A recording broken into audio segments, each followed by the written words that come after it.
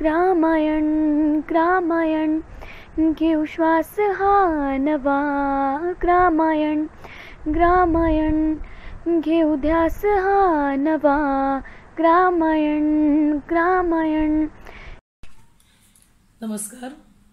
ग्रामायण प्रतिष्ठानद्वारे आयोजित ज्ञानगाथा या कार्यक्रमात मी ॲडव्होकेट अमृता गुंगे आपल्या सर्वांचं मनपूर्वक स्वागत करते. या आभासी माध्यमातून आपल्या सर्वांशी संवाद साधताना अतिशय आनंद होत आहे. शिवभावे जीवसेवा. शिवभावे जीवसेवा हे ब्रीदवाक्य घेऊन 2012 साली ग्रामायणाची स्थापना झाली. ग्रामायण म्हणजे ग्रामीण आणि शहरी भागात जोडणारा सेतूच. या कोरोना महामारीच्या काळात आपण समक्ष जरी भेटू शकलो नाही तरी या आभासी माध्यमातून ग्रामायणाद्वारे आपल्याला मार्गदर्शन करण्याचा प्रयत्न झाला. ज्ञानगाथा हा त्यातीलच एक कार्यक्रम. ज्ञानगाथामध्ये आपल्याला विविध तज्ज्ञ व्यक्तींचे मार्गदर्शन लाभत असतं. आज ग्रामगाथाचा आपलं 24वं पुष्प आहे. आज आपला विषय आहे मृत्यूपत्राबाबतचा कायदा. जनसामान्यापर्यंत विविध कायदे पोचावे हा त्यामागचा हेतू आणि म्हणूनच हे आयोजन.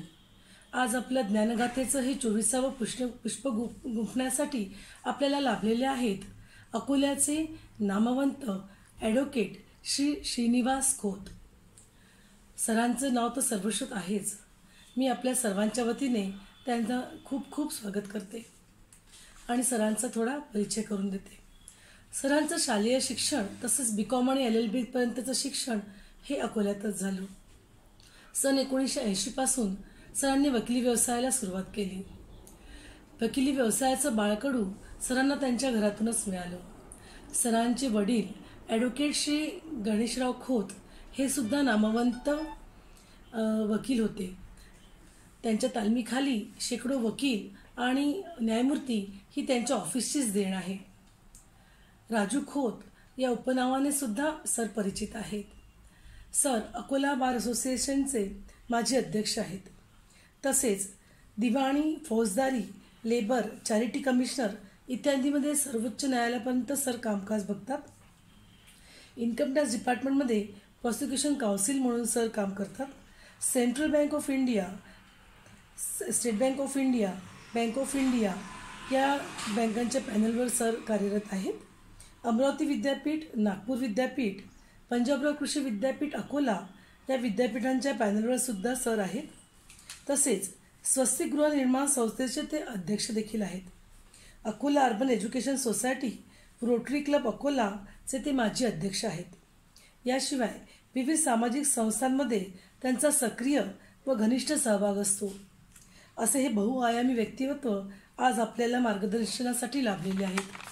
मी त्यांना आपल्या सर्वांच्या वतीने आमंत्रित करते आणि ग्रामायण प्रतिष्ठानद्वारे त्यांनी आमचं निमंत्रण स्वीकारून आपला बहुमोल वेळ देऊन इथे मार्गदर्शन करण्यासाठी आले. त्यासाठी मी त्यांचे खूप खूप आभार मानते. धन्यवाद.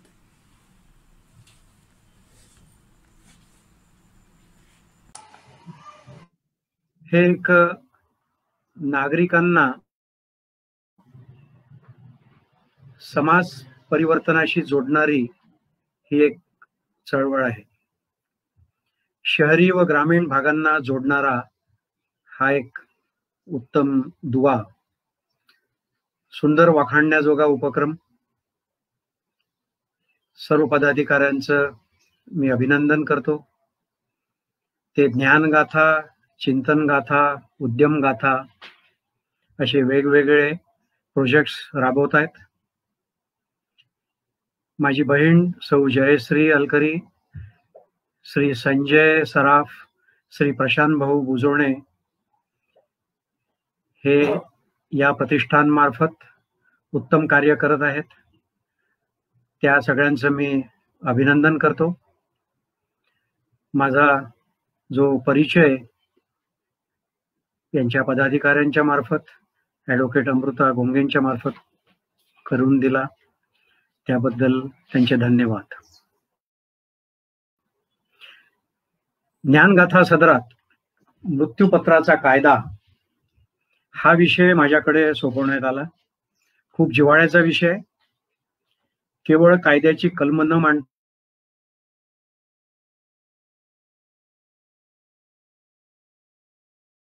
या भाषेमध्ये मी विषय मांडणार आहे.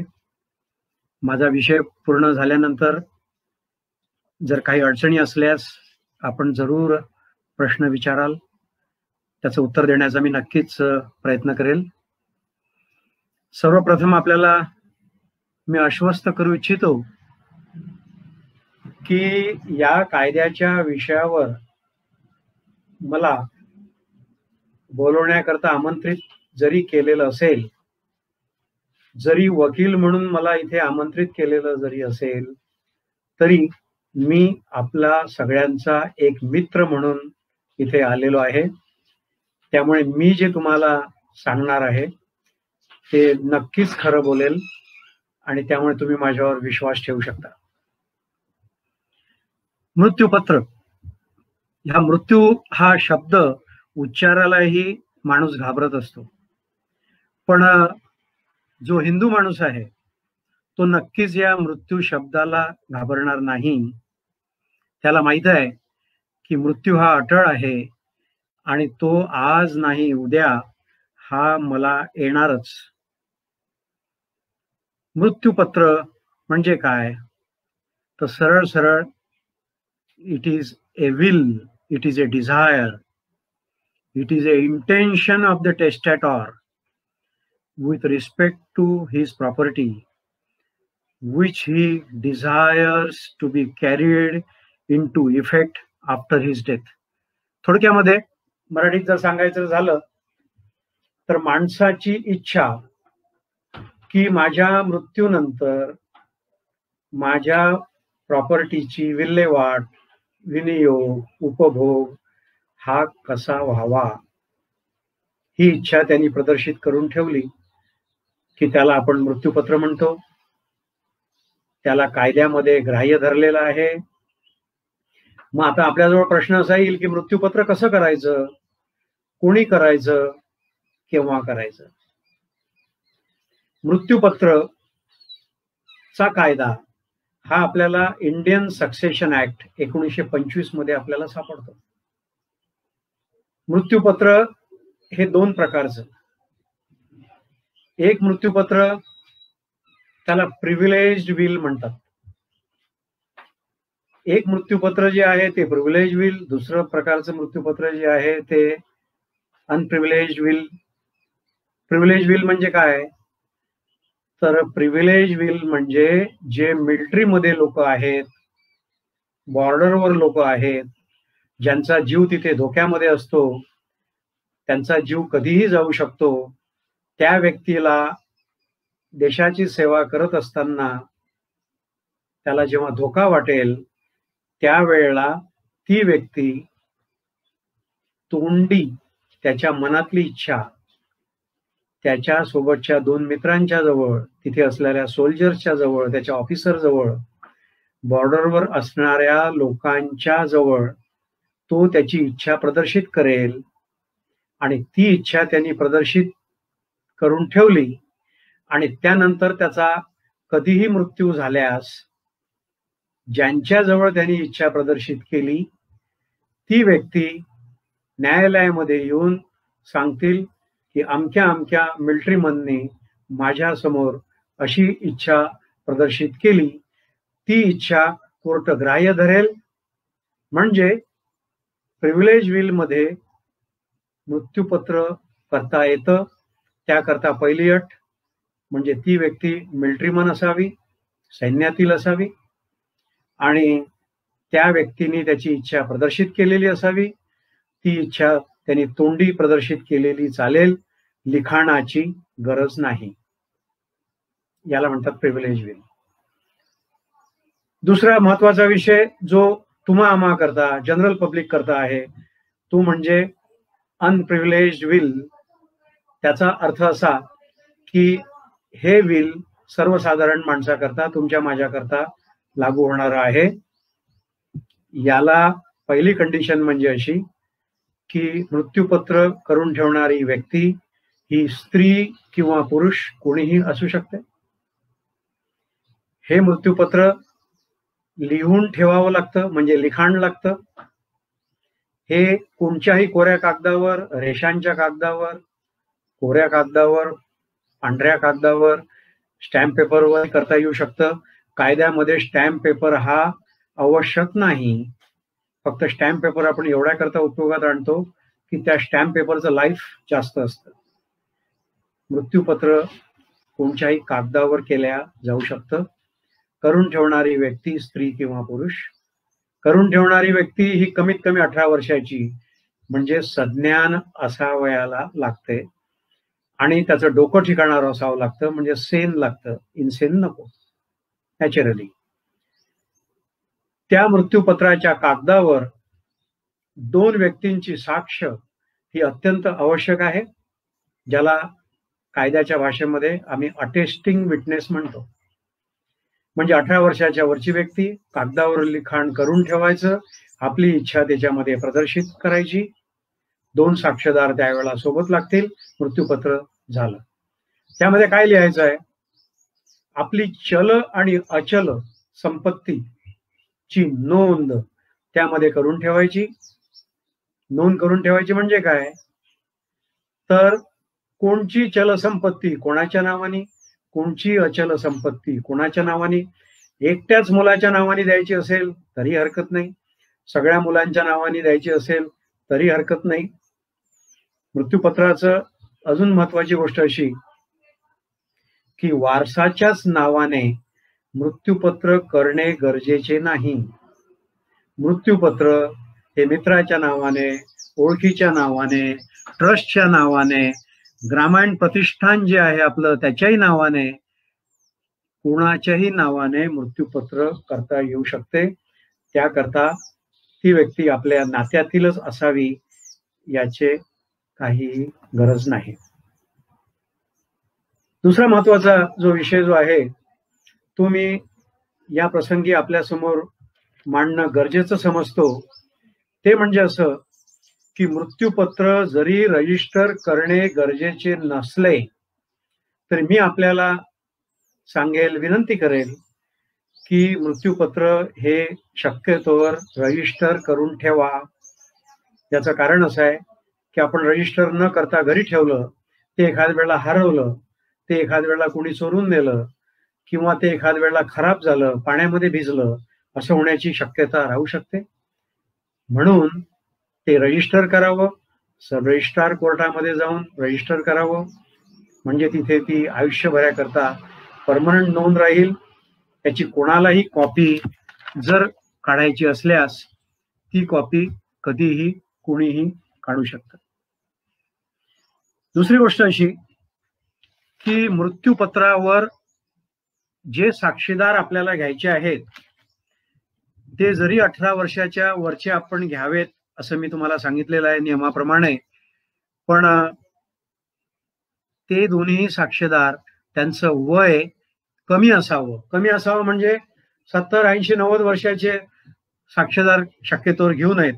याचं कारण असं की ज्या वेळेला न्यायालयामध्ये कधी वाद असेल त्या वादाच्या वेळेस ती व्यक्ती जिवंत असायला पाहिजे, नाही तर मृत्यूपत्र करून ठेवणाराचाही मृत्यू झालेला असतो आणि ज्या व्यक्तींनी साक्ष दिलेली आहे ती साक्ष देणारे व्यक्ती सुद्धा मृत्युमुखी पडलेले असतात. म्हणून लहान वयाच्या 18 वर्षाच्या वरचे पण लहान अशा व्यक्तींची साक्ष त्यावर घ्यावी. जेव्हा एखाद वेळा असं होईल की मृत्यूपत्र वर साक्ष देणारी व्यक्ती जिवंत नाही तर काळजी करायचं कारण नाही, कारण त्यांच्या घरातील मुलं, मुलगी, बायको, नातेवाईक, मित्र जेही त्यांची सही ओळखू शकतात त्या सही ओळखणाऱ्या व्यक्तीला न्यायालयासमोर येऊन साक्ष देता येऊ शकते. त्याला आम्ही सेकंडरी एव्हिडन्स म्हणतो आणि सेकंडरी एव्हिडन्स देऊन ते मृत्यूपत्र न्यायालयामध्ये सिद्ध करता येतं. मी असं म्हणेल की प्रत्येक व्यक्ती ही असं समजते की मी 100 वर्षापर्यंत जगणार आहे, प्रत्येकाला सदिच्छा आहे 100 वर्षापर्यंत नक्कीच जगावं. पण आजकालच्या धकाधकीच्या जीवनात अशा प्रकारचे जे आजार आपल्यामध्ये येत आहेत, कोरोना सारखे, अशा याच्यामुळे अनसर्टन माणसाचं आयुष्य झालेलं आहे. म्हणून 50च्या नंतरच्या प्रत्येक व्यक्तीने मृत्यूपत्र करून ठेवावे. त्याचा फायदा असा की एक तर मृत्यूपत्र केल्यानंतर त्या व्यक्तीला आपल्या मरणाच्या अगोदर ते कधीही बदलवता येतं. त्याला जर त्यामध्ये काही सुधारणा करायची असेल तर तो त्यामध्ये सुधारणा करू शकतो. तो त्यामध्ये त्याचं कोडिसील म्हणतात, म्हणजे कोणत्याही मृत्यूपत्रामध्ये जर सुधारणा करून जर ठेवायची असेल, नंतर आज मृत्यूपत्र केलं आणि नंतर माणसाला असं आढळलं की त्याच्याजवळ अजून एक प्लॉट आहे, तो लिहायचा त्याच्यामध्ये राहिला होता, तर पूर्ण मृत्यूपत्र न बदलता तो एक दस्तऐवज असा तयार करू शकतो, ज्याला कोडिसील असं म्हणतात. त्या कोडिसीलचा अर्थ असा की मृत्यूपत्रामध्ये दुरुस्ती. मृत्यूपत्र समजा एखाद्या मुलाच्या नावाने त्यांनी करून ठेवलेलं आहे, पण नंतर त्याला असं वाटलं की मुलाशी आपलं पटत नाही किंवा मुलावर भरोसा राहिलेला नाही, तर ती व्यक्ती ते मृत्यूपत्र रद्द सुद्धा कधीही करू शकते. या मृत्यूपत्राचा फायदा असा की खरेदी खत करायला जर आपण गेलो, बक्षीसपत्र जर आपण करायला गेलो, तर त्याला बाजारभावाप्रमाणे खूप मोठी स्टॅम्प ड्युटी द्यावी लागते. 30% 40% पर्यंत स्टॅम्प ड्युटी त्यामध्ये आहे. पण मृत्यूपत्राला कुठेही स्टॅम्प ड्युटी नाही, कारण याला आम्ही कंटेम्प्लेटेड ट्रान्सफर म्हणतो. कंटेम्प्लेटेड ट्रान्सफर म्हणजे ज्यामध्ये आज हस्तांतर झालेलं नाही आहे, उद्या होणार आहे. त्यामुळे कायदा, सब रजिस्ट्रार कोर्ट हे आपल्याजवळून स्टॅम्प ड्युटी मागू शकत नाही. फक्त जुजबी खर्च 100-200 रुपये 500 रुपयाचा खर्च तुम्हाला सब रजिस्ट्रार कोर्टामध्ये लिखाणाचा खर्च तुम्हाला फक्त तिथे लागू शकतो. मृत्यूपत्र हे कोण कोण करू शकतं? मी सांगितलं 18 वर्षाच्या वरची व्यक्ती, स्त्री व पुरुष. हा मृत्यूपत्राचा जो कायदा आहे, इंडियन सक्सेशन ऍक्ट, हा सर्व हिंदूंना लागू आहे, ज्यामध्ये शीख, जैन, बुद्ध हे लोक त्यामध्ये संलग्न केलेले आहेत. कारण हिंदूंच्या परिभाषेमध्ये, डेफिनेशन ऑफ हिंदू मध्ये शीख, जैन, बुद्ध यांना पण इन्क्लूड केलेला आहे, त्यामुळे त्यांना लागू होतो. तसेच मृत्यूपत्राचा कायदा हा पारशी मंडळींना, ख्रिश्चन मंडळींना सुद्धा हा लागू होतो. त्यामुळे भारतात राहणारे जवळपास सगळ्या लोकांना मृत्यूपत्र करून ठेवता येऊ शकतं. या ठिकाणी एक नमूद करणं मला गरजेचं वाटतं की मृत्यूपत्राचा वाद जर कधी झाल्यास दिवाणी न्यायालय त्यामध्ये निवाडा देऊ शकतो. कोणत्याही शंकेचं निरसन जर करून घ्यायचं असेल मृत्यूपत्राच्या संबंधामध्ये, तर न्यायालयामध्ये अर्ज करून प्रोबेट प्रोसिडिंग्स म्हणून आपल्याला दाखल करता येतात. प्रोबेट प्रोसिडिंग म्हणजे it is a formal expression of the court regarding genuineness of the will. म्हणजे विल हे खरं आहे.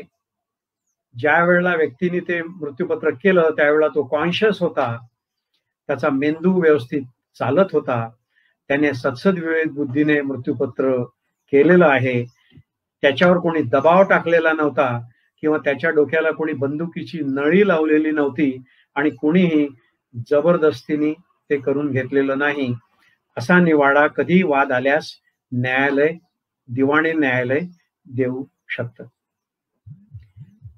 हे मृत्यूपत्र जे आहे हे चल आणि अचल म्हणजे मुव्हेबल आणि इममुव्हेबल या दोन्ही संपत्ती करता येऊ शकते. पैशा करता येऊ शकते, सोन्या चांदीचे दागिन्या करता येऊ शकते, लॉकर मध्ये असलेल्या पैशा करता येऊ शकते. आपल्याजवळ जर शेतीवाडी आहे, घर आहे, दार आहे, बंगला आहे, त्याच्या करता येऊ शकते. एखाद्या माणसाला दुसऱ्याकडून कोणाकडून काही पैसे वसूल करायचे असतील आणि ते आयुष्यात पुढे येणार असतील तर त्याही करता ती व्यक्ती मृत्यूपत्र करू शकते.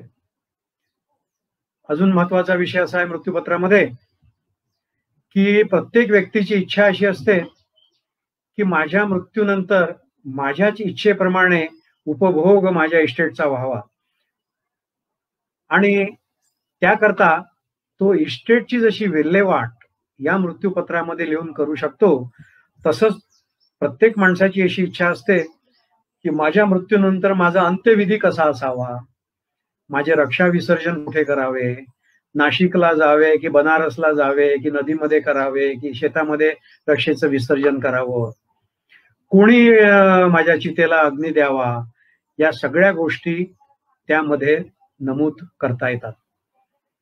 नवीन काळातला एक नवीन विषय मी आपल्यासमोर सांगू इच्छितो, सर्व मित्रांना त्याचा उपयोग होईल.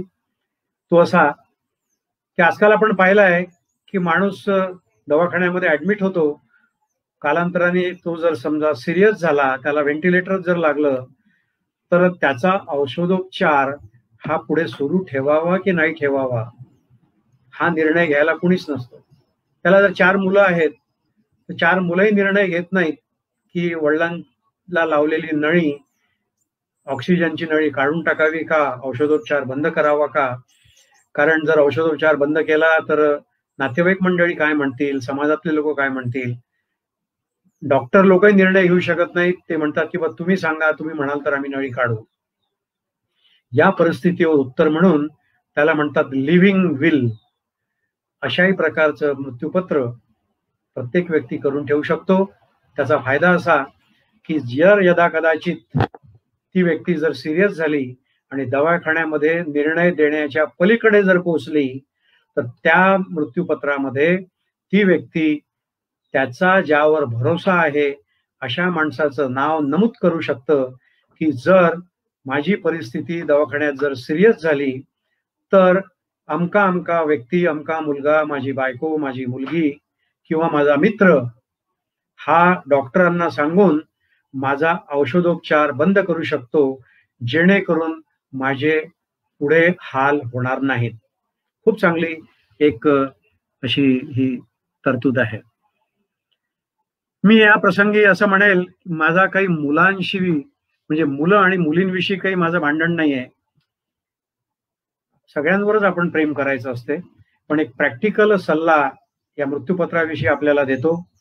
तो म्हणजे असा की प्रत्येक नवऱ्याने 50च्या नंतर त्याच्या बायकोच्या नावाने मृत्यूपत्र करून ठेवावं व प्रत्येक बायकोने त्याच्या नवऱ्याच्या नावाने मृत्यूपत्र करून ठेवावं. कारण आर्थिक गरज, पैशाची गरज, इस्टेटची गरज जेव्हा 50च्या नंतर माणूस, स्त्री किंवा पुरुष पोहोचतो, त्यालाच ती गरज असते. यंग मुलं आणि मुलींना तेवढी ती गरज राहत नाही आणि ते मुलांना आपापल्या पायावर उभं राहू द्या, ते स्वतःच अर्थार्जन करण्यास नक्कीच समर्थ होतील. आणि पहिल्यांदा नवऱ्याने आपल्या बायकोच्या नावाने, बायकोनी पहिले आपल्या नवऱ्याच्या नावाने, आणि नंतर नवरा नसल्यास मुलाबाळांना द्या, पत्नी नसल्यास मुलाबाळांना द्या, किंवा तुमचा ज्यावरही भरोसा आहे त्यांना द्या. अर्थात बायकोच्या नावाने करा असं मी जेव्हा म्हणतो, एखाद्या माणसाचं बायकोशी पटतच नसेल आणि त्यांच्या कोर्टामध्ये वाद जर चालू असतील तर मग नक्कीच बायकोच्या नावाने करू नका. नवऱ्याशी जर पटत नसेल तर नवऱ्याच्या नावाने करू नका. पण जर पटत जर असेल तर पहिले सिक्युरिटी नवऱ्याने बायकोची आणि बायकोनी नवऱ्याचीच घ्यायला पाहिजे.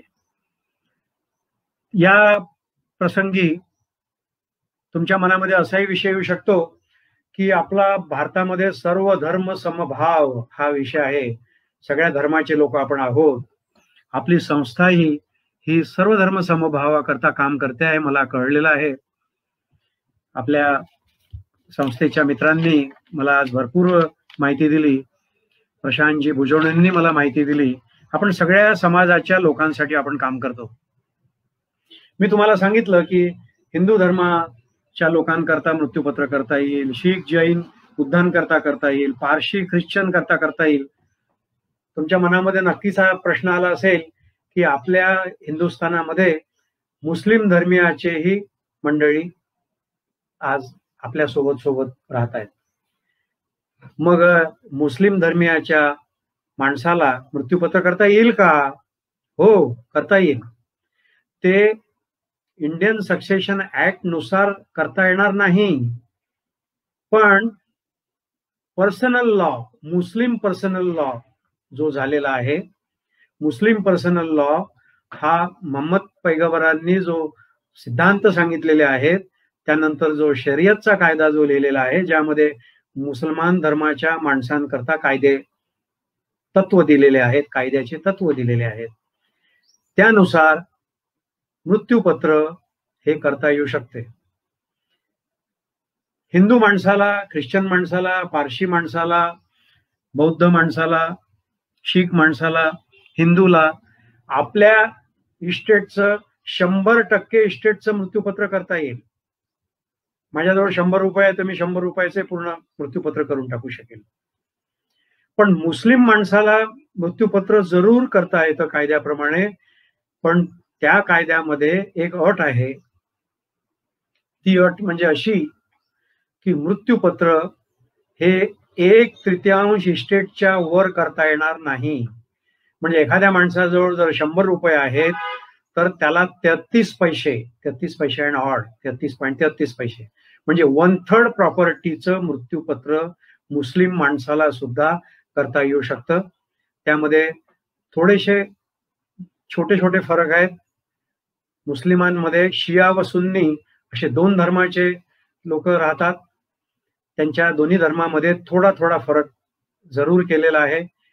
सध्या वेळ आपल्याला कमी असल्यामुळे आपण जास्त त्यामध्ये विश्लेषण करणार नाही, पण उत्तर मी तुम्हाला एवढंच महत्वाचं देऊ शकतो की मुस्लिमांना सुद्धा मृत्यूपत्र करता येईल, 1/3च्या वर करता येणार नाही.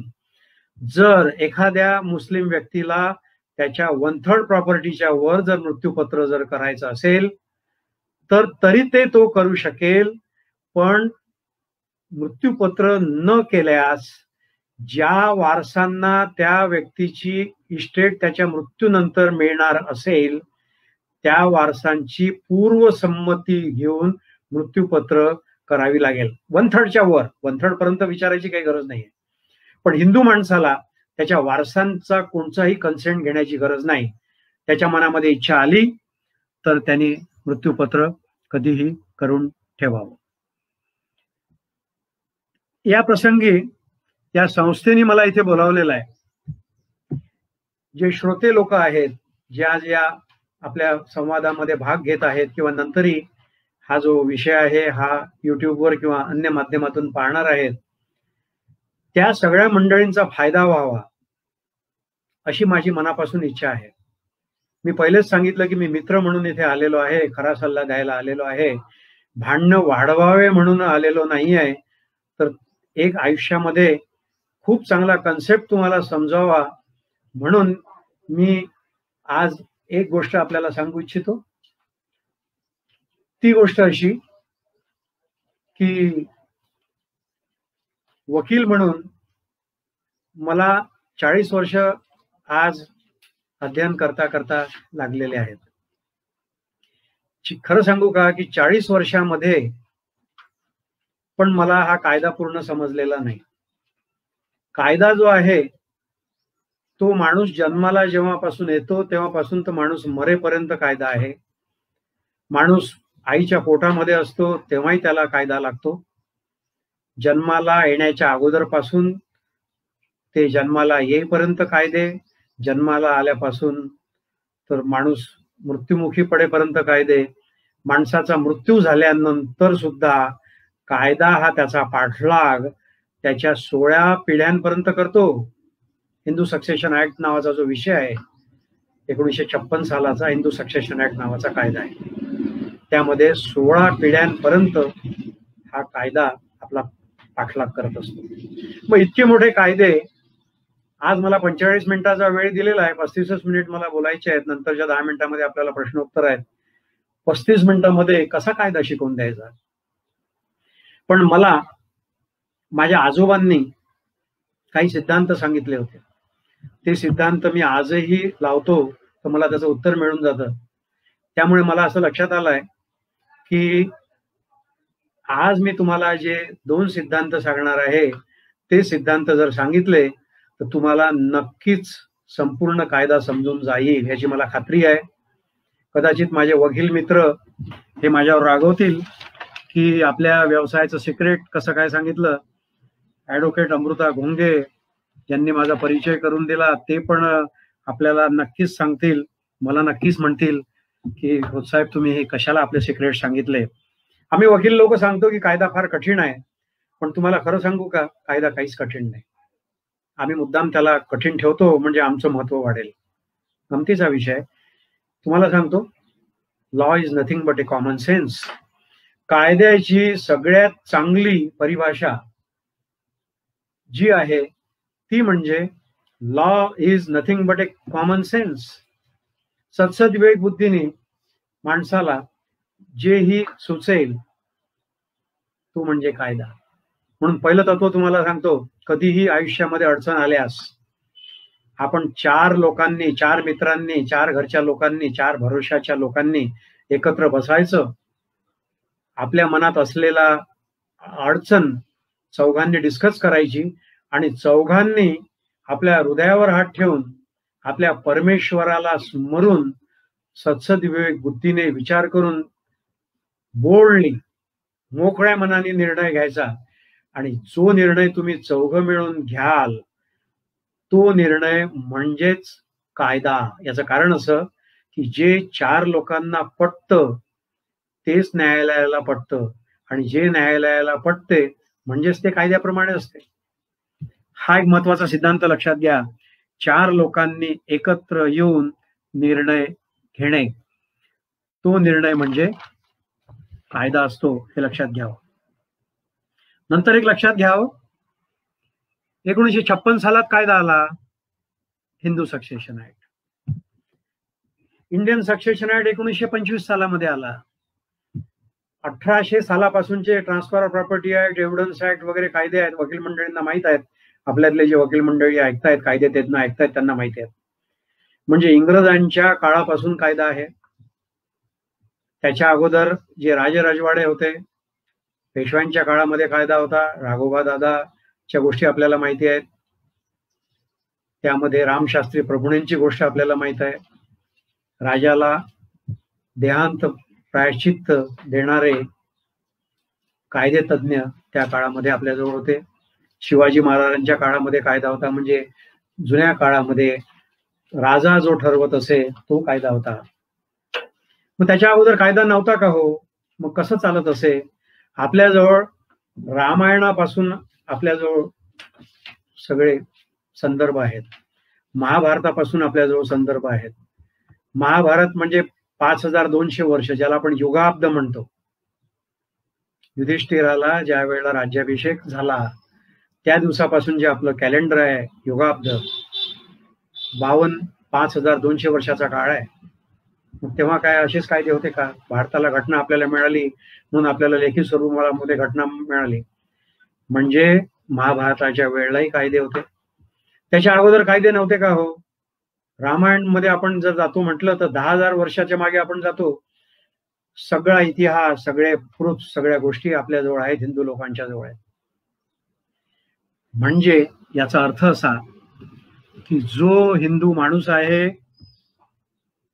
त्याच्याकरता मी आज आता सांगतो की त्याने गीतेचा एकदा अध्ययन करावं, त्याने गीता वाचावी हिंदू माणसाने, त्यानंतर दासबोध वाचावं, रामायण वाचावं, महाभारत वाचावं, ज्ञानेश्वरी वाचावी. एकदा वाचून टाका. मी पण सुद्धा सगळे ग्रंथ वाचलेले नाही आहेत, तुम्हाला कबूल करतो मी तुमच्यासमोर मित्र म्हणून आल्यामुळे. आपणही काही लोकांनी सगळे ग्रंथ वाचलेले नसतील. गीतेपासून सुरू करा, रामायण वाचा, महाभारत वाचा, दासबोध वाचा, ज्ञानेश्वरी वाचा. जे सगळे प्रश्न तुमच्या मनामध्ये येतील वकिलांकडे जाण्याच्या पहिले या ग्रंथामध्ये डोकं घाला, तर तुम्हाला त्याचं उत्तर सापडेल. आणि त्याही नंतर अडचण आली तर मग वकिलांकडे या. मुसलमान माणसाने नक्कीच कुराण वाचावं. मोहम्मद पैगंबरांनी लिहिलेलं जे सिद्धांत आहेत ते वाचावे. त्यानंतर मी म्हणेल की पारशी माणूस जर कोणी असेल तर त्या माणसाने ग्रंथ वाचावा. त्याला गाथा म्हणतात. ते पारशी माणसाचा ग्रंथ म्हणजे गाथा. गाथा म्हणजे झरथुष्ट्र नावाचा त्यांचा जो धर्मगुरू, त्याला ते और माजदा सुद्धा म्हणतात, त्याने लिहून ठेवलेला ग्रंथ तो पारशी माणसांनी वाचावा. आणि या धर्मामध्ये काय लिहिलेलं आहे हो, या पुस्तकांमध्ये काय लिहिलं आहे, डू अँड डोंट्स. म्हणजे किती सोपं सांगतो पहा ग्रंथ. काय करावं हे सांगतो आणि काय करू नये हे सांगतं. मग कायदा काय सांगतो हो, कायदाही तुम्हाला काय करावं हे सांगतो आणि काय करू नये हे सांगतो. मग हे सगळे धर्मग्रंथ जर आपण वाचले तर तुम्ही सगळे मंडळी कायदे पंडित नक्कीच होऊन जाल. पण याचं तुमच्या कायदे पंडित होण्याचं क्रेडिट तुम्ही कोणत्याही संस्थेला, कोणत्याही युनिव्हर्सिटीला न देता नक्कीच या ग्रामायण प्रतिष्ठानला दिलेलं पाहिजे. कारण त्यांनी सांगितल्यामुळे मी हे तुम्हाला सगळे सिक्रेट्स तुम्हाला मी देत आहे. एक सिद्धांत सांगतो आणि नंतर मग आपण हा आपला विषय कन्क्लूड करूया. एक सिद्धांत जो आहे ज्यामुळे आपण कायदा समजायला आपल्याला मदत होईल, प्रिन्सिपल समजेल, ते म्हणजे असे की माणूस युरोपमधला असू द्या, अमेरिकेतला असू द्या, जगाच्या कोणत्याही कोपऱ्यातला असू द्या, आता जग फार जवळ झालाय. वसुधैव कुटुंबकम ही आपल्या हिंदू लोकांची संकल्पना आहे. आणि कोणत्याही कॉर्नर मधला, जगातल्या कोणत्याही कॉर्नर मधला जर मी माणूस धरला, कायदा समजण्याकरताचा सिद्धांत सांगतो, त्या माणसाच्या मनामध्ये इच्छा सारख्याच असतात. तो अमेरिकन असू द्या, रशियन असू द्या, की इंडियन असू द्या, की चायनीज असू द्या, कुठे असू द्या, काय इच्छा असतात. संपूर्ण कायदा हा माणसाच्या इच्छेशी निगडीत आहे. म्हणून तुम्हाला मी प्रत्येक माणसाच्या इच्छा सांगतो. आता वेळ नाही ना, तुम्ही प्रश्न विचारला असता, तुम्हाला मीच प्रश्न विचारला असता की सांगा प्रत्येकाच्या मनात काय इच्छा आहे. तुमच्या मनातल्या इच्छा, त्याचं उत्तर मीच देतो. प्रत्येक माणसाच्या मनातली इच्छा, स्त्री असो पुरुष असो, त्याला संस्कृत मध्ये ईषणा म्हणतात. ईषणा म्हणजे इच्छा, संस्कृत शब्द आहे. पहिली इच्छा वित्तेषणा, खूप माझ्याजवळ संपत्ती असावी अशी इच्छा आहे ना, तुमची आहे, माझी आहे. असं कोणी आहे का की ज्याची ही इच्छाच नाही, मला पैसे नको? नाही. संपत्ती मला खूप मिळाली, मी खुश आहे का? नाही. निव्वळ मला संपत्ती मिळून मी खुश नाही आहे. तर माणसाची दुसरी इच्छा असते दारेषणा. दारा म्हणजे पत्नी, एक सुस्वरूप सुंदर एक पत्नी असावी अशी प्रत्येक माणसाची इच्छा आहे. म्हणजे माणसाला संपत्ती मिळाली, माणसाला पत्नी मिळाली तरी तो खुश आहे का आयुष्यामध्ये? नाही. त्याची तिसरी महत्वाची इच्छा असते मग पुत्रेषणा, एक सुस्वरूप कर्तबगार, मला आयुष्यभर सांभाळणारा असा चांगला पुत्र मला पाहिजे की जेणेकरून माझी पूर्ण इस्टेट मी त्याच्या नावाने मृत्यूपत्राने करू शकेल, असा मला पुत्र पाहिजे. अशी प्रत्येक माणसाची इच्छा असते. म्हणजे पहिली इच्छा वित्तेषणा म्हणजे संपत्ती, धन. दुसरी इच्छा म्हणजे दारेषणा म्हणजे पत्नी. तिसरी इच्छा म्हणजे पुत्रेषणा म्हणजे पुत्र. या तिन्ही इच्छा पूर्ण जरी माणसाच्या झाल्या तरी तो खुश आहे का? हो, नाही. त्याची एक चौथी आणि महत्वाची इच्छा असते, अंतिम इच्छा असते त्याच्या मनामध्ये, लोकेषणा. लोकेषणा म्हणजे मला सगळ्यांनी चांगलं म्हणावं. माझ्या घरचे लोक, माझे मित्र, तुम्ही मला जे ऐकणार आहे, हे जोपर्यंत मला चांगले म्हणतील मी हॅपी आहे. माझ्या विरुद्ध एखाद्या माणसाने जर उद्या पेपरमध्ये छापलं की हा काय खोत वकील जो आहे हा काहीतरीच विनाकारण बेसलेस बडबड करत होता, असं जर माझ्या विरुद्ध जर पेपरमध्ये आलं तर माझ्या मनामध्ये राग येईल आणि मी त्याच्या विरुद्ध डिफेमेशनची केस करेल. पण कदाचित तुम्ही जर माझ्याविषयी जर एखादा शब्द चांगला लिहिला किंवा एवढं काही विशेष नाही झालं पण थोडीशी बरी माहिती दिली तर मी काही तुमच्या विरुद्ध काही केस नाही करू शकत. म्हणजे डिफेमेशनचा कायदा म्हणजे थोडक्यामध्ये मोठा विषय आहे, खूप इंटरेस्टिंग विषय आहे. पण एवढं सांगतो की कायदा हा या 4 इच्छेमध्ये गुरफटलेला असतो. कारण प्रत्येक व्यक्ती 4 इच्छेमध्ये गुरफटलेली असते. आणि कोणतेही गुन्हे जे आहेत, इंडियन पिनल कोड तुम्ही वाचा, ज्यामध्ये सजा झाल्यानंतर गुन्ह्याला जे शासन केल्या जाते, असे कोणतेही कायदे पहा, या सगळ्या कायद्यांचा उगम तुम्हाला वित्तेषणा, दारेषणा, पुत्रेषणा आणि लोकेषणामध्येच तुम्हाला सापडेल.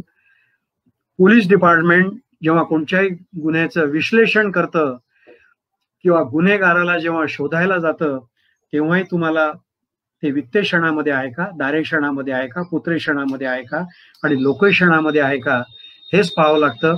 हे सिद्धांत जर लक्षात ठेवले तर फार सोपं काम होईल.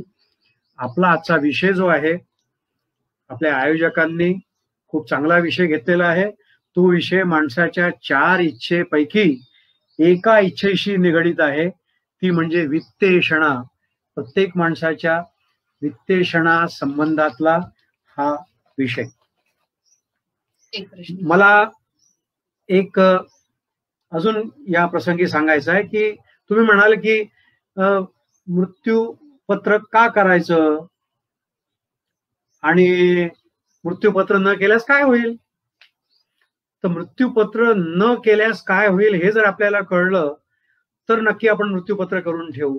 एक तर मी पहिले सांगितलं आहे की बगर खर्चिक काम आहे, दुसरी गोष्ट कधी बदलता येणारं काम आहे, आणि तिसरी गोष्ट अशी की त्या मृत्यूपत्रामध्ये जर आपण ती प्रॉपर्टी कोणाच्या नावाने जरी करून ठेवली, समजा मी मुलाच्या नावाने मृत्यूपत्र करून माझी पूर्ण इस्टेट ठेवली आणि माझ्या आयुष्यामध्ये मी माझ्या मृत्यूच्या अगोदरच मी संपूर्ण प्रॉपर्टी विकूनही टाकली तरी माझ्यावर कायदा काही करू शकत नाही, कारण माझी प्रॉपर्टी मी विकून टाकू शकतो. जरी मृत्यूपत्र जरी असेल तरी मला ती प्रॉपर्टी माझा विकून टाकायचा अधिकार आहे. पण जर कदाचित मी मृत्यूपत्र जर केलं नाही तर होणारे कॉन्सिक्वेन्सेस फार त्रासाचे आहेत. आणि ते कॉन्सिक्वेन्सेस म्हणजे कसे असतात बघा, की मृत्यूपत्र जिथे आहे तिथे सक्सेशन ऍक्ट म्हणजे वारसा कायदा लागणार नाही. मृत्यूपत्रात आपण ज्याचं नाव लिहू त्यालाच ती इस्टेट मिळेल. वितंडवाद वाचतील, आपल्यालाही समाधान राहील की माझ्या इच्छेप्रमाणे ही प्रॉपर्टी माझ्या वारसाला किंवा माझं ज्याच्यावर प्रेम आहे किंवा मला ज्याला द्यायची आहे त्याला मिळेल.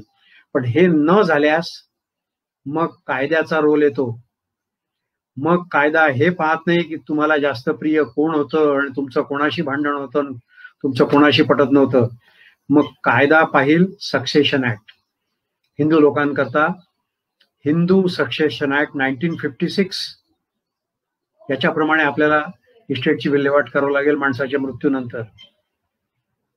कशी विल्हेवाट होईल बघा त्या परिस्थितीमध्ये. असं धरून चला की एखाद्या माणसाचा मृत्यू झाला आणि त्या माणसाने जर मृत्यूपत्र जर करून ठेवलं नसेल आणि वारसांमध्ये जर वाद सुरू झालेले असतील तर वाटणी कशी होते बघा. मेल पर्सन पुरुष जर वारला आणि मृत्यूपत्र जर नसेल तर त्याच्या पूर्ण इस्टेटची विल्हेवाट वाटणी त्याचा मुलगा, त्याची मुलगी, त्याची आई आणि त्याची विधवा पत्नी यांच्यामध्ये समसमान हिश्श्याने होते. यांना आम्ही क्लास 1 हेअर्स म्हणतो. मग कोर्टाला पाहायचं असते की काही लोकांना जर मुलंही नसतील, मुलगी नसेल, विधवा पत्नी नसेल आणि आई नसेल आणि तसाच त्याचा मृत्यू झाला असेल तर मग कोर्टाला पाहावं लागतं की क्लास 2 हेअर्स. म्हणजे क्लास 2 हेअर्स मध्ये येतात वडील, भाऊ आणि बहीण. थोडक्यामध्ये जवळचे वारस जर असतील तर दूरच्या वारसांना देण्याची गरज नाही आहे, पण जवळचे वारस जर नसतीलच तर मग दूरचे वारस म्हणजे क्लास 2 हेअर्स. म्हणजे पहिल्यांदा वाटप होईल क्लास 1 ला, नंतर वाटप होईल क्लास 2 ला. हे सगळे हिंदू सक्सेशन ऍक्ट मध्ये दिलेले आहेत. गुगलवरही ती माहिती आहे. काही कन्फ्युजन मनामध्ये आल्यास आपण ते शोधून पाहू शकता. मग कोर्टाला पाहावं लागतं. कधी कधी क्लास 1 हेअर नसतात, कधी कधी क्लास 2 हेअर्स नसतात. मग कोर्टाला पाहावं लागतं की रेसिड्युअरी म्हणजे उरलेले काही लोक आहेत का, लांबचे नातेवाईक आहेत का, मग भावाचे मुलं आहेत का, बहिणीचे मुलं आहेत का, लांबचे कोणी नातेवाईक आहेत का. तेही जर नसले तर मग कोर्टाला पाहावं लागतं. म्हणजे क्लास 1 हेअर्स नाहीत, क्लास 2 हेअर्स नाहीत, रेसिड्युअरी नाहीत. मग कोर्टाला पाहावं लागतं की डिस्टंट किंड्रेन्स म्हणजे खूप लांब दूरचे नातेवाईक आहेत का. एक वारिस नावाचा एक सिनेमा होता, आमच्या लहानपणी आला होता. खूप लांब दूरचे लोक येतात आणि आम्ही यांचे नातेवाईक आहोत असं सिद्ध करायचा प्रयत्न करतात. म्हणजे क्लास 1 हेअर नसतील, क्लास 2 हेअर्स नसतील, डिस्टंट किंड्रेंड नसतील तर त्या परिस्थितीमध्ये मग कोर्टाला पाहावं लागतं. इस्टेट ती हवेमध्ये तर राहत नाही, अनअटेंडेड तर राहत नाही. मग कोर्टाला काय करावं लागतं की ती जी इस्टेट आहे ती इस्टेट एक्सचीट करावी लागते. एक्सचीट म्हणजे सरकार जमा. म्हणजे पहा की मृत्यूपत्र न केल्यास काय काय होऊ शकते. क्लास 1 हेअर्स शोधावे लागतील, क्लास 2 हेअर शोधावे लागतील, रेसिड्युअरी शोधावे लागतील, डिस्टंट किंड्रेन सोडावं लागतील अशा परिस्थितीमध्ये. आणि दुसरी गोष्ट अशी की माणसाच्या मनातली इच्छा माणसाच्या मनातच राहून जाईल. त्याला जर त्याच्या एकट्याच प्रिय व्यक्तीला जर पूर्ण इस्टेट देऊन त्याचा उपभोग त्याने घ्यावा अशी मनात इच्छा असेल तर ती राहून जाईल. म्हणून कधीही मृत्यूपत्र करून ठेवणं गरजेचं असतं. स्त्रीने जर मृत्यूपत्र न केल्यास, म्हणजे फिमेल मेंबरनी जर मृत्यूपत्र न केल्यास, समजा पत्नी जर वारली तर मग वाटण्या कोणामध्ये होतील, तर पहिले नवरा, मुलगा आणि मुलगी यांच्यामध्ये समान वाटण्या होतील. आणि नवरा नसेल, मुलगा नसेल, मुलगी नसेल, हे वरील जर जवळचे लोक जर नसतील तर त्या परिस्थितीमध्ये कोर्टाला पाहावं लागेल की त्या स्त्रीला ती इस्टेट नवऱ्याकडून आली आहे का. तर नवऱ्याच्या लाईनला, नवऱ्याच्या जवळचे जे लोक आहेत त्यांना त्या इस्टेटचं वाटप होईल. नवऱ्याच्या जवळचे इस्टेटचे वाटप जर नसतील आणि पत्नीला तिच्या आई वडिलांकडून ती इस्टेट जर आलेली असेल तर मग तिकडचे वारस पाहून, म्हणजे बापाकडून आलेल्यांना ती इस्टेट द्यावी. एवढ्या सगळ्या कॉम्प्लिकेशन्स कोर्टामध्ये होतात.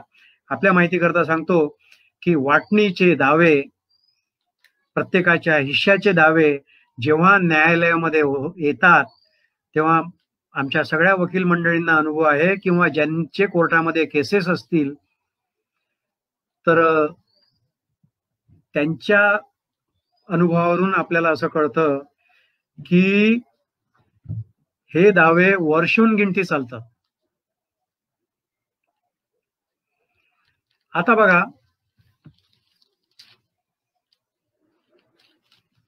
पतीची इस्टेट पत्नीला व पत्नीची पतीला मृत्यूनंतर मिळतेच, तरीही मृत्यूपत्र करून ठेवावं का, असं एक प्रश्न आलेला आहे. श्रीमती मंजू रागीट यांचा प्रश्न आहे.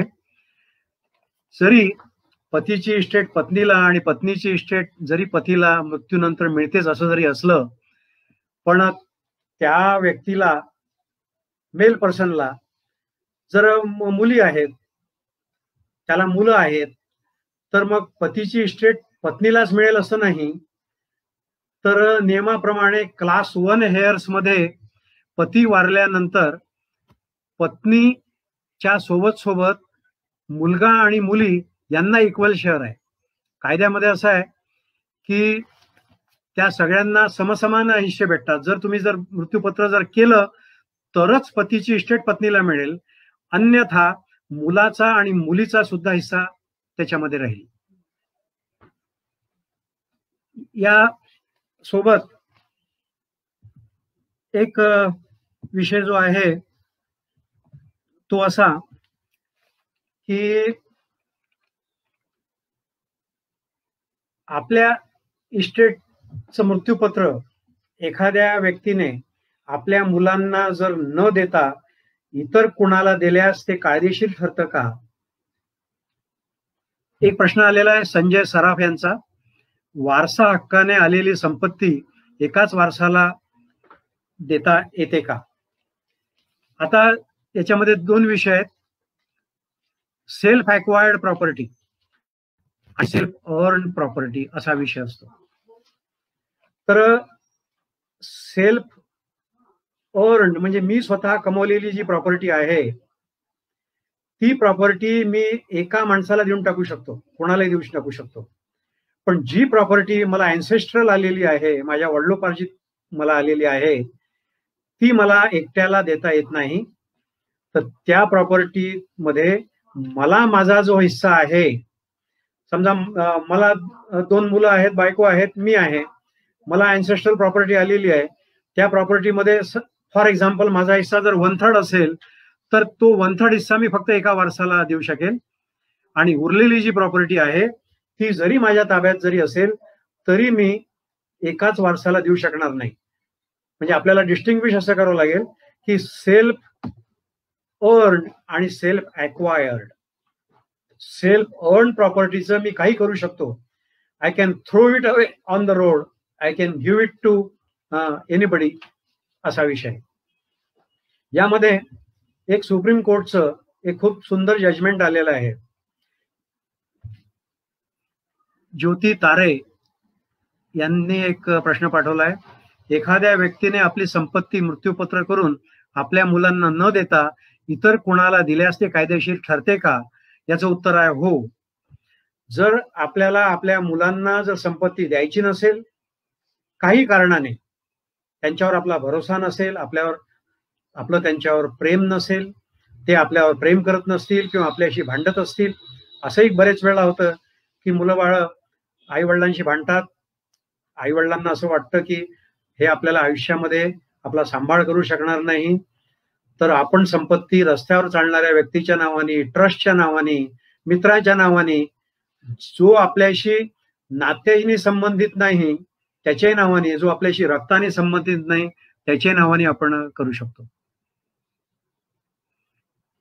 राजकुमारजी टेकाडे हे विचारतायत की मृत्यूपत्र करायला किती वेळ लागतो आणि किती खर्च येतो, यासाठी वकिलाकडे जाण्याची गरज आहे का?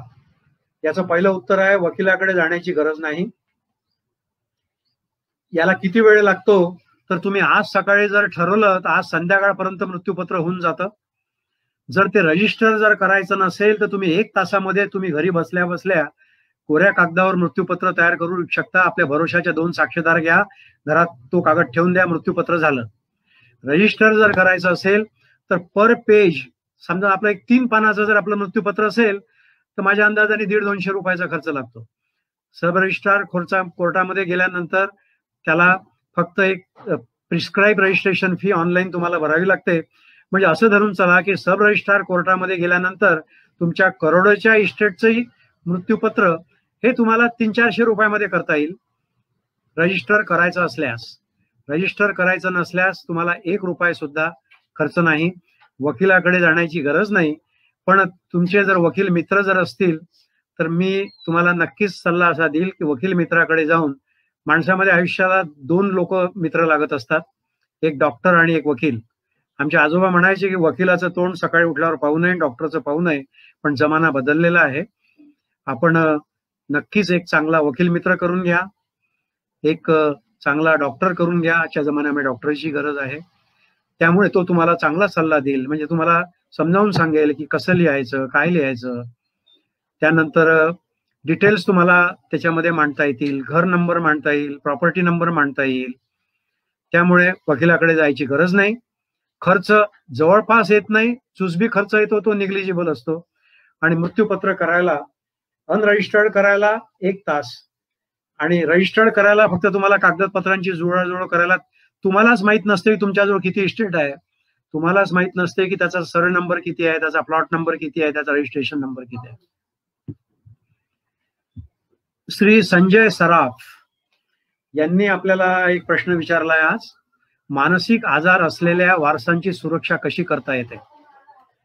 तर मृत्यूपत्र करणारा व्यक्ती मानसिक नको, पण बेनिफिशियरी जो आहे, ज्याच्या नावाने आपल्याला मृत्यूपत्र करायचं आहे, तो मानसिक आजाराने ग्रस्त असू शकतो. नॅचरली आपल्याला गरज वाटेल त्याच्याकरता मृत्यूपत्र करून ठेवायची. त्यामुळे आपण त्या मृत्यूपत्रामध्ये आपण एखाद्या व्यक्तीची आपण नियुक्ती आपण त्याच्यामध्ये करू शकतो. त्या व्यक्तीचं नाव आपण त्याच्यामध्ये लिहून टाकू शकतो त्याच्यामध्ये. आणि ज्या व्यक्तीचं नाव आपण मृत्यूपत्रामध्ये लिहू की अमका अमका माझा हा मित्र माझा मानसिक आजार असलेल्या मुलाचा सांभाळ करेल, किंवा माझ्या इस्टेटमधून त्याला बँकेमधून किंवा जे काही माझं उत्पन्न येणार असेल, माझी फॅक्टरी असेल, त्यातून 10,000 रुपये महिना त्याच्याकरता खर्च करेल, अशा माणसाचं आपण स्पष्टपणे नाव त्या मृत्यूपत्रामध्ये नोंदवू शकतो. जेणेकरून मानसिक आजार असलेल्या वारसाची सुरक्षा आपल्याला त्या मृत्यूपत्रामध्ये आपल्याला करता येते. त्याला म्हणतात एक्झिक्युटर. इंडियन सक्सेशन ऍक्ट मध्ये एक्झिक्युटर नावाची पोस्ट आहे, ती आपण त्यात नोंदवू शकतो. अंजली सोनगडे यांनी एक प्रश्न पाठवलेला आहे. मृत्यूपत्र रजिस्टर केलेले असेल आणि त्यात एका मुलाचे नाव आहे आणि दुसऱ्याचे नसेल तर तो मुलगा ऑब्जेक्शन घेऊ शकतो का? याचं उत्तर असं आहे की तो मुलगा ऑब्जेक्शन घेऊ शकत नाही, 2 कारणाकरता.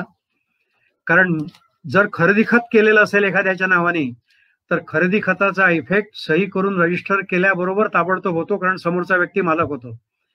मृत्यूपत्र रजिस्टर जरी केलेलं असेल तरी ज्या मुलाचं नाव लिहिलेलं आहे तो मुलगा मनुष्य वारल्यानंतर मालक होतो. So this document takes effect on the death of a person. तर त्या मुलाचं ऑब्जेक्शन जे राहील, ज्या मुलाचं नाव नाही, that will be A pre mature objection. तो ऑब्जेक्शन भलेही कोर्टामध्ये घेईल पण ते ऑब्जेक्शन टेनेबल राहणार नाही. न्यायालय त्याला म्हणेल की you have come up before us early.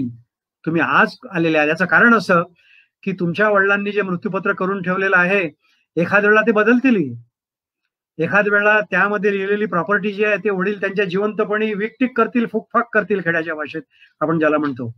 त्यामुळे त्याचं उत्तर असं आहे की दुसरा मुलगा वडील जिवंत असेपर्यंत त्या मृत्यूपत्रावर कुठलंही ऑब्जेक्शन घेऊ शकत नाही. घेतल्यास ते कोर्टाला खारीज करावं लागेल.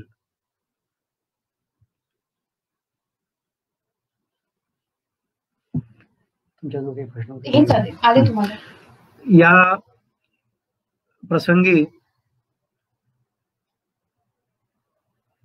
एक 5 मिनिटाचा विषय आयोजकांच्या संमतीने घेतो आणि मग विषय संपवतो. या मृत्यूपत्राचा जो फायदा मला आणि माझ्या पत्नीला झाला तो तुम्हाला सांगतो. मी काही वर्ष अगोदर माझ्या भाचीकडे स्वकष्टार्जित प्रॉपर्टी, एक प्रश्न आलाय, श्रीकांत गाडगे साहेबांचा प्रश्न आहे. त्यांचा प्रश्न असा आहे की स्वकष्टार्जित प्रॉपर्टी जर मृत्यूपत्र केले नसेल तर ती इस्टेट कोणाला जाईल?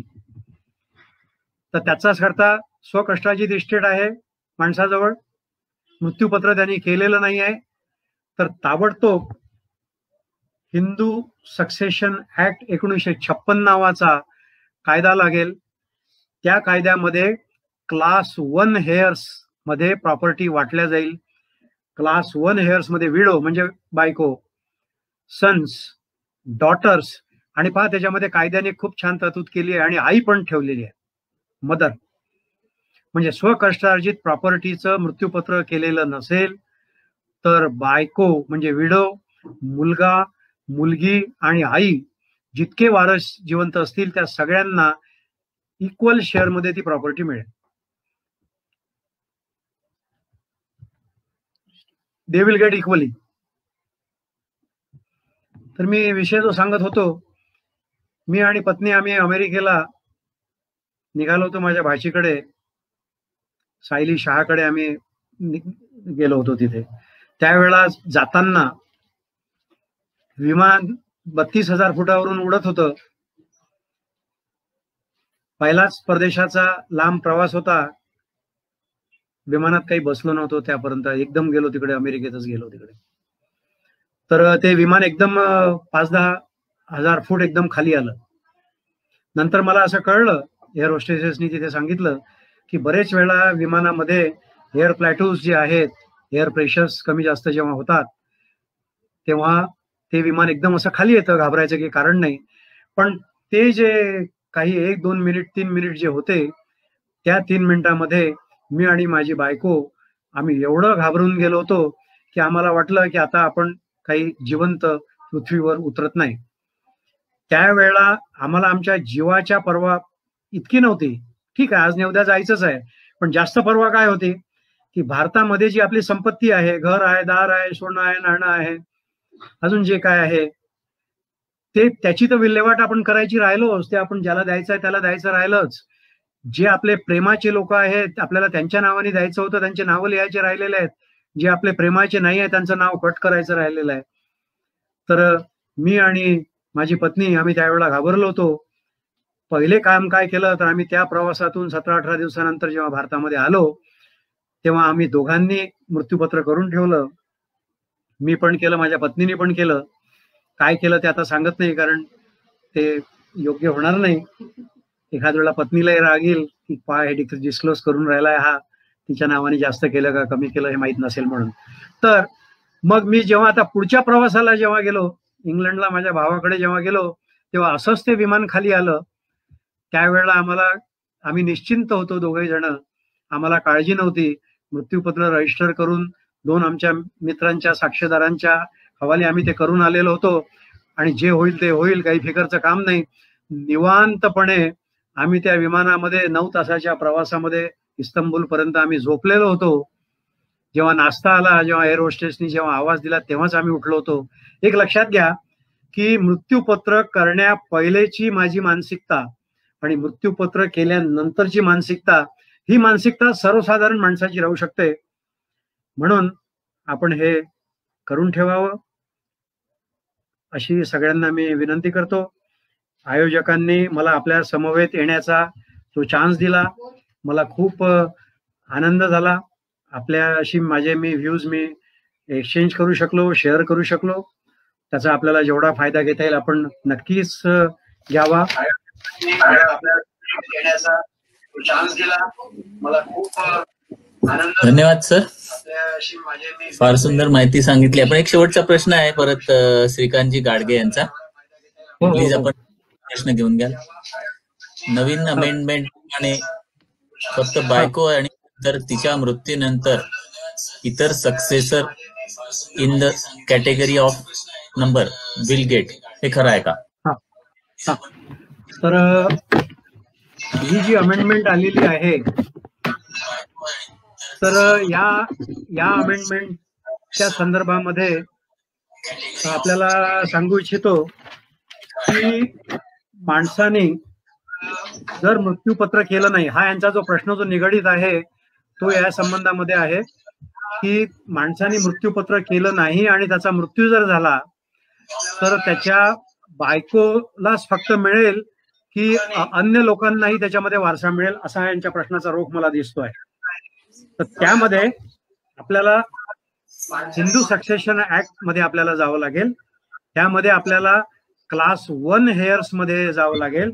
त्याच्यामध्ये नियम असा आहे की क्लास 1 हेअर मध्ये मुलगा, मुलगी, विधवा, पत्नी आणि आई हे सगळे लोक त्याच्यामध्ये क्लास 1 हेअर्स मध्ये येतात. आणि नियम असा आहे की दे विल गेट इक्वली, म्हणजे जरी बायको जरी जिवंत असेल तरी एकटीला सगळ्यांना मिळणार. त्यावेळेला मुलगी असेल, त्यावेळेला आई जर असेल आणि त्यावेळेला मुलगा असेल, एव्हरीबडी विल गेट इक्वली. कारण नियम असा आहे, अमेंडमेंटच्या नंतर नियम तसाच राहतो. तो नियम असा आहे, all class 1 legal hairs will get equally. त्यामुळे बायको जरी असेल आणि मुलगी नसेल, पत्नी आई नसेल आणि मुलगा नसेल तर बायकोला एकटीला भेटेल.